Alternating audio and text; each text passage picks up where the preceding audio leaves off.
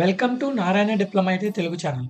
ఈరోజు టాపిక్ ఏంటంటే హిందుస్థాన్ కాపర్ లిమిటెడ్‌లో డిప్లొమాతో మరియు ఐటీఐతో ప్లస్ 10థ్ బేస్ మీద కూడా పోస్టులు పడ్డాయన్నమాట. అవేవేవి పోస్టులంటే చార్జ్ మ్యాన్ ఒకటి, ఎలక్ట్రీషియన్ ఏ, ఎలక్ట్రీషియన్ బి ఒకటి, ప్లస్ వైరింగ్ మెషిన్ డ్రైవర్ అనమాట. ఈ 3 పోస్టులకి డిప్లొమా ఎలిజిబుల్ ప్లస్ దాంతో పాటు 10థ్ చేస్తున్నా గానీ ఎలిజిబులే. ప్లస్ ఎలక్ట్రీషియన్‌కి కూడా ఐటీఐ ఎలిజిబుల్ ప్లస్ 10థ్ చేస్తున్నా ఎలిజిబులే. అలాగే ఎలక్ట్రీషియన్ బికి కూడా ఐటీఐ ప్లస్ 10థ్ చేస్తున్నా గానీ ఎలిజిబుల్ అనమాట. అవి ఎలాగో చూద్దాము. ఓకేనా?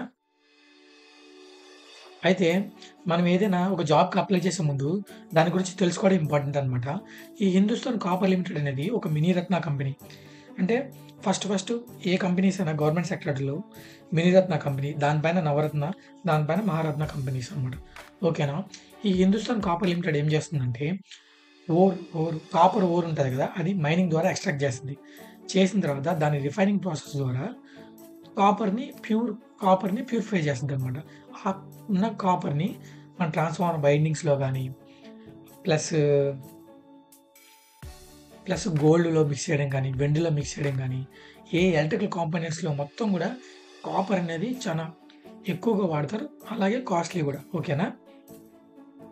అయితే ఇక్కడ చూడండి పోస్టులొచ్చేసరికి Khetri copper complex in Rajasthan state అని అన్నారనమాట. ఈ పోస్టులొచ్చి మేబీ రాజస్థాన్‌లో జాబ్ లొకేషన్ అయ్యుండొచ్చు. ఎవరైనా అప్లై చేసే ముందు ఇది గుర్తుపెట్టుకోండి. ఓకేనా? చూడండి చార్జ్‌మ్యాన్ ఎలక్ట్రికల్‌కొచ్చేసరికి 24 పోస్టులు. ఎలక్ట్రీషియన్ ఏకి వచ్చేసరికి 36 పోస్టులు. అదే ఎలక్ట్రీషియన్ బికి వచ్చేసరికి 36 పోస్టులు. వైరింగ్ మెషిన్ డ్రైవర్‌కొచ్చి 7 పోస్టులు అనమాట.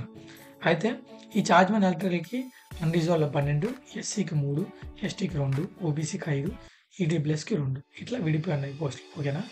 అయితే వీళ్ళ క్వాలిఫికేషన్‌కి వచ్చేసరికి చూడండి చార్జ్‌మ్యాన్ ఎలక్ట్రికల్‌కి వీళ్ళ యొక్క బేసిక్ పే వచ్చి 28,740.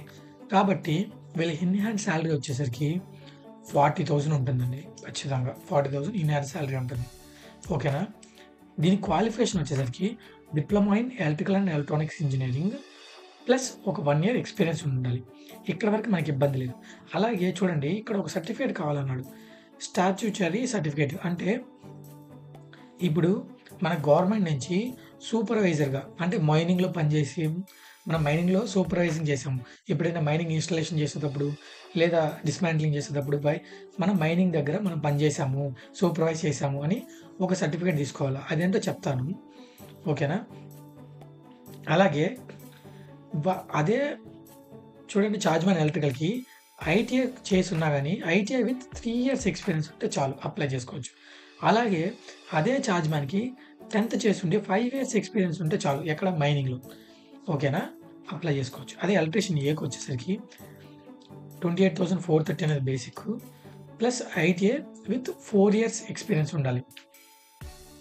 లేదా అదే ఎలక్ట్రీషియన్ ఏకొచ్చి 10థ్ క్లాస్ విత్ 7 ఇయర్స్ ఎక్స్‌పీరియన్స్ ఉండాలి. ఇందులో మైనింగ్‌లో. ప్లస్ అలాగే వీళ్ళకి గవర్నమెంట్ నుంచి వైర్‌మ్యాన్ సర్టిఫికేట్ అని ఉంటదండి. ఐటీఐ చేసిన ప్రతి ఒక్కరు వైర్‌మ్యాన్ లైసెన్స్ గురించి అప్లై చేసుకోవచ్చు. ఓకేనా? అలాగే డిప్లొమా చేసిన ప్రతి ఒక్కరు 33 కేవీ లైసెన్స్‌కి అప్లై చేయొచ్చు. అదే 11 కేవీ లైసెన్స్ కూడా అప్లై చేసుకోవచ్చు. ఓకేనా? అది మనకి గవర్నమెంట్ వాళ్ళు ఇస్తారు. ఓకేనా? అదే ఎలక్ట్రీషియన్ బి అనేవారు ఐటీఐ విత్ 3 ఇయర్స్ ఎక్స్‌పీరియన్స్ ఉండాలి. వీళ్ళకి గూడా వైర్‌మ్యాన్ సర్టిఫికేట్ అనేది కంపల్సరీ అండి. మీరు 10థ్ అయినా చేసుండొచ్చు, ఐటీఐ అయినా చేసుండొచ్చు. కాకపోతే వైర్‌మ్యాన్ లైసెన్స్ సర్టిఫికేట్ అనేది కావాలన్నమాట. ఈ పోస్ట్‌కి అప్లై చేయాలంటే.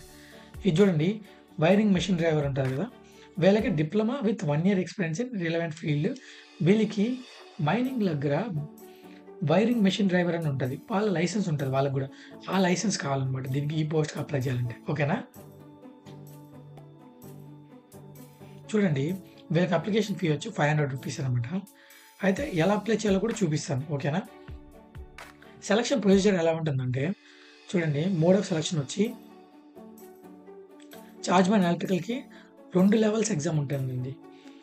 ఫస్ట్ లెవెల్ వచ్చి రిటన్ టెస్ట్, సెకండ్ లెవెల్ వచ్చి ట్రేడ్ టెస్ట్. ఈ ట్రేడ్ టెస్ట్ అనేది క్వాలిఫైయింగ్ నేచర్. అంటే మనం అక్కడికి వెళ్తాము. వాళ్ళు ఒక టాస్క్ ఇస్తారు. ఆ టాస్క్‌ని కంప్లీట్ చేయాలి. దాన్నే ట్రేడ్ టెస్ట్ అనమాట. ఓకేనా? అదే ఎలక్ట్రీషియన్ బికి వైరింగ్ మెషిన్ డ్రైవర్‌కి కూడా ఫస్ట్ లెవెల్ వచ్చి రిటన్ టెస్ట్ ఉంటది. సెకండ్ లెవెల్ వచ్చి ట్రేడ్ టెస్ట్ ఉంటదనమాట. రిటర్న్ టెస్ట్‌లో వచ్చిన మార్క్స్ బట్టి మనకి సెలక్షన్ జరుగుతది. ఓకేనా? అయితే వీళ్ళకి రిటన్ టెస్ట్‌లో ఏమేమి పెడతారనంటే చూడండి 80 మార్క్స్ సబ్జెక్ట్ నాలెడ్జ్ అంటే ఎలక్ట్రీషియన్ అయితే ఎలక్ట్రీషియన్ గురించి అడుగుతారు. ప్లస్ డిప్లొమా లెవెల్ అయితే డిప్లొమా లెవెల్, ఐటీఐ లెవెల్ అయితే ఐటీఐ లెవెల్ మీద ఈ క్వెషన్స్ ఉంటాయన్నమాట ట్రేడ్. ప్లస్ జనరల్ నాలెడ్జ్ వచ్చి 20 క్వెషన్స్ అనమాట. ఓకేనా? అయితే ఇందులో ఇంగ్లీషు, యాప్టిట్యూడ్, రీజనింగ్ ఏం లేవు. ఓకేనా? అదొకటి గుర్తుపెట్టుకోండి. అయితే ఎలా అప్లై చేయాలో చూపిస్తాను. గూగుల్‌కెళ్ళి హెచ్‌సీఎల్ K3 కాంప్లెక్స్ అని టైప్ చేశాను కదా! చూడండి ఫస్ట్‌ది ఆప్షన్ వచ్చింది కదా! దీని మీద క్లిక్ చేస్తాననమాట ఈ లింక్ మీద. క్లిక్ చేశాక ఈ పైన కెరియర్ అని కనపడుతుంది చూసారా? కెరియర్ మీద క్లిక్ చేస్తాను. క్లిక్ చేశాక recruitment for workman post in K3 complex అని ఉంది కదా! దీని మీద సైడ్ చూడండి అప్లై ఆన్‌లైన్ అని ఉంది కదా! దాని మీద క్లిక్ చేయాలనమాట. క్లిక్ చేశాక క్యాండిడేట్ లాగిన్ అని కనపడుతుంది కదా! మనం ఫస్ట్ ఇంకా రిజిస్టర్ అవ్వలేదు కాబట్టి న్యూ యూజర్ అని ఉంది కదా! దీని మీద క్లిక్ చేయాలి. క్లిక్ చేశాక మనకు చూడండి ఇక్కడ డీటెయిల్స్ అడుగుతది. ఫస్ట్ నేమ్ అంటే ఇప్పుడు నా పేరు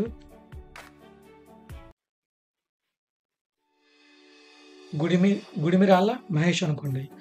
గుడిమిరాళ్ళ అనేది ఫస్ట్ నేమ్. మిడిల్ నేమ్ వచ్చి మహేష్ అనమాట. ఓకేనా? తర్వాత మదర్స్ నేమ్, తర్వాత ఫాదర్స్ నేమ్, తర్వాత డేట్ ఆఫ్ బర్త్, తర్వాత ఈమెయిల్ ఐడీ, దాని తర్వాత ఆల్టర్నేటివ్ ఈమెయిల్ ఐడీ, తర్వాత పాన్ నెంబరు, తర్వాత ఆధార్ నెంబరు. ఇవన్నీ ఇచ్చాక అది సబ్మిట్ కొట్టాక మన మెయిల్ ఐడీకి ఒక లాగిన్ ఐడీ ప్లస్ పాస్వర్డ్ వస్తుందన్నమాట. ఆ పాస్వర్డ్ వచ్చాక ప్లస్ ఇప్పుడు క్యాండిడేట్ లాగిన్ బ్యాకెళ్ళాక మనకి క్యాండిడేట్ లాగిన్ వస్తుందన్నమాట. ఇక్కడ ఆ ఈమెయిల్ ఐడీ మన ఈమెయిల్ ఐడీతోను ఒక పాస్వర్డ్‌తోను ప్లస్ ఈ ఆన్సర్ టైప్ చేసి లాగిన్ చేసిన తర్వాత డీటెయిల్స్ అన్నీ ఇచ్చుకుంటా పోవాలి. ప్లస్ అతను డాక్యుమెంట్స్ అప్లోడ్ చేయమంటాడు కదా! మన వైర్‌మ్యాన్ లైసెన్స్, మన 10థ్‌ది, మన డిప్లొమాది, మన ఫోటో, మన సిగ్నేచర్ ఇవన్నీ అప్లోడ్ చేసుకుంటూ ఎళ్తే మనం లాస్ట్‌లో సబ్మిట్ బటన్ కొడితే సబ్మిట్ అయిపోయినట్టే. ఓకేనా?